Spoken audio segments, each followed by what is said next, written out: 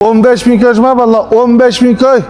Ben devamlı her zaman sözlerimez. 2009'daki avtomatik kod tünlük.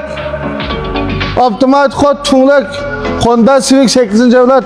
Maşında tömörük tabi almış yok. Birden 15 bin köy kaydı ulanmaya. Yani mayak geldik. 2011'deki Honda City. 2011'nin Honda City. Avtomatik kod tünlük. Ben hazır çıkargan maşınım bolduğallam yerindeyim. Tanışkan bala haber kılmazım. Bolduğallam yerindeyim. Avtomatik kod tünlük Honda City maşını parkez. Bolduğallam yere bir tane 18 bin köy.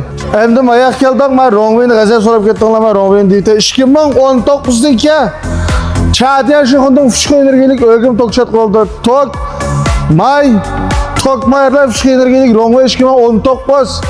Bahası birden bir kız yapışma çalışkan bala varkımalı. Hem bu maşında mukum bahasında etme. 42 bin köyden boz buldu. Anki mayak kadargan bolsak ma Qsen'i deydi. 2012'ye 2002 Qsen. Maşını gazep yana.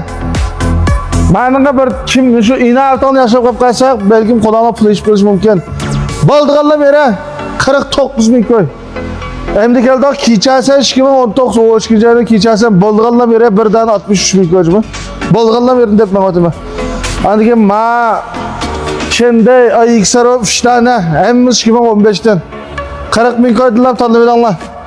Andike ma bu Nissan Lenyo 2016 bin köy.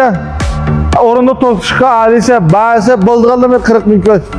Endi keldi şikimaz 20'ninki şende iksar var şikimaz 20'den şinkven.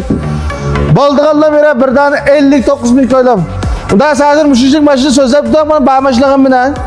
Hemmisi mokun bağısından düşman mokun bağı tanışmayı kallam yerine.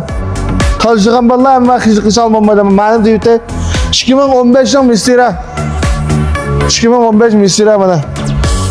Langdon oba edigen onu bana şurada edip olsa işlerim kanışıqda bağısı 38 bin köylem. Onda esma hazır maçı söz atqanımız davamlıq maralmışlarya kamil şikir olmaşımız re. Sizine davamlıq müşahede saklayın mayak bazen maçını sattık. Ben bir başını tolukla atmaz bunu bağ maçını bir köse alıp oldu. Mayakın kösmesi. Erkanda maçını kördüğün badla geç resim taraftan hoş maçını lazım mağda esle. İvat pasek bulu dağıl. Bizden maralmış gördüğümüz davamlıq şu maralmışlarya yakette şöyle. Top meydan açı çıkısına karşılar bir gidip koysanlar kamil şikir olmaşımızda biz olarak onda aslında müşahede. Evet yekşembe ama özenme. İslam için kısmet edeceğim.